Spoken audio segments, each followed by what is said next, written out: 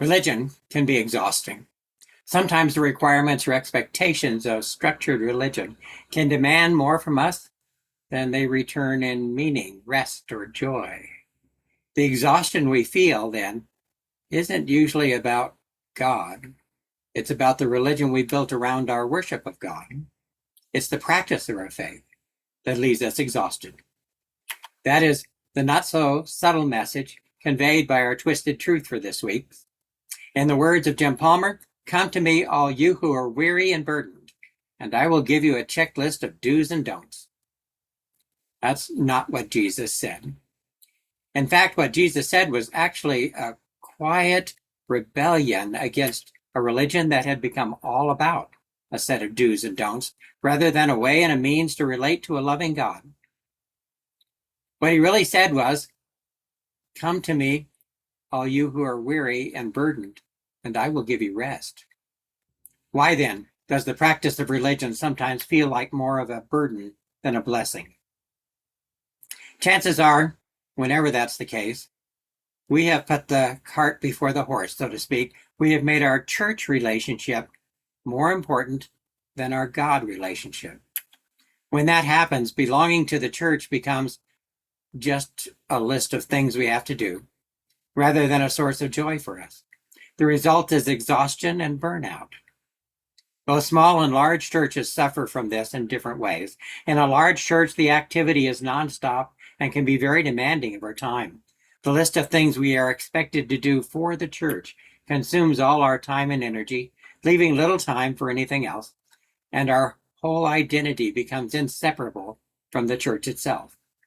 A large church sometimes has its own sort of unwritten rules about how you are to behave as well in both your public and private life, even so that people learn not to question authority and to hide their real selves. In the end, you may end up just becoming part of a hive mind with no identity at all. In a small church, there are different expectations placed upon you. Here, everybody knows your name, and it really is impossible to just blend in. And sometimes that can get uncomfortable too. How the church makes decisions is different as well, depending on whether you're in a large or a small church. Conflict in a large church is generally handled by a struggle for influence and power that can end up feeling hypocritical and exhausting. While in the small church, there's essentially a sort of family dynamic at work. Decisions are made by reaching consensus or not made at all. And sometimes the whole process can strain our relationship with each other to the breaking point. Either way, being part of a church can get to be emotionally exhausting. So how does religion change to become less exhausting and lead all of us to still waters instead of storm clouds? That is something that I think the church as a whole, and not just our own individual church, needs to wrestle with. What is the way forward for us? And where is the church going? Let's be honest. The world is changing, and sometimes it feels like the church has become frozen in time. Maintaining that illusion is exhausting too. When a church tries to live as if it is still 1980 with the same programs, the same assumptions, and the same metrics, it finally burns out. The cure is not more effort, but a truer story. As much as I love history, the question we really need to answer in the days ahead is, who are we going to be now? And what is God doing here with us in this season? The answer is not to return to the past, but to return to the heart of the gospel. The message we have for the world is all about God's mercy, healing, and belonging.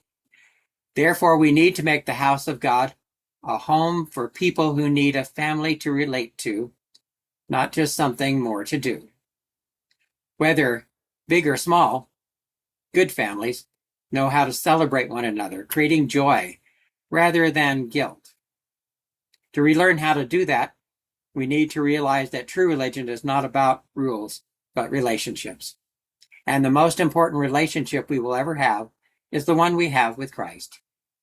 Jesus said something like that to a nation that was exhausted by a religion based upon 1,000 rules and a load of guilt. And what he said still resonates today in a world that is growing tired of religion just for the sake of religion. Take my yoke upon you and learn from me, he said, for I am gentle and humble in heart, and you will find rest for your souls. For my yoke is easy and my burden is light. The true meaning of that imagery may not be as clear to us as it was back then, when plowing the field meant harnessing up the oxen. You see, back then it was customary for oxen to be paired up in a double yoke, in which a young ox would be yoked together with a well-trained mature ox. The stronger one knew the ropes, so to speak, and would bear most of the load. The stronger ox also set the pace and kept the furrows straight. Being yoked together prevented the younger ox from panicking, and in that way the stronger ox teaches by presence, not pressure. Jesus imagined himself here then as the seasoned, steady, powerful ox in a double yoke, training, guiding, and carrying much of the load for the weaker one. This is why he said that his yoke is easy, not because the work to be done is small, but because he shoulders the heavy part of it. This is the image Jesus chose for himself. This is what discipleship means. It's not about trying harder and failing all the time, but about walking with Jesus and letting him carry most of the load of life. Instead of handing us a new set of instructions for a life of list of do's and don'ts, Jesus trains us by walking beside us. When he says that his yoke is easy, it implies that this yoke is tailor-made to fit each one of us individually. It matches our humanity rather than fighting against it. This is the exact opposite of spiritual systems that demand self-erasure, perfectionism, or some sort of fear-driven obedience to authority. The promise here is that you will not be doing any of this alone. By taking upon yourself his yoke, you will learn his pace, his gentleness, his way of being human. Religion becomes all about his presence with us, and not about our religious performance.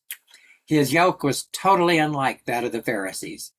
His yoke was based upon a relationship instead of a set of rules. The image of Jesus as the stronger ox is one of the most tender, subversive, and practical metaphors in all of his teaching. It reframes life as his disciple, not as heroically striving and failing to do any better, but as shared labor with a strong partner who carries the weight when you cannot. If a church's teaching consistently makes you feel fear or shame and leaves you exhausted, then that is not the yoke of Jesus. His promise is rest for the weary soul, because we don't have to carry the whole weight of life. Jesus carries what we cannot, and there is grace upon grace for every believer. We do not have to match his strength spiritually, just his direction. We don't have to know the way, because we know he does. So it is time now for you to say goodbye to a checklist religion, one that leaves you feeling exhausted, and say hello now to one in which you have always had a friend, right there beside you, who will share life struggles with you. Be safe, and God bless you.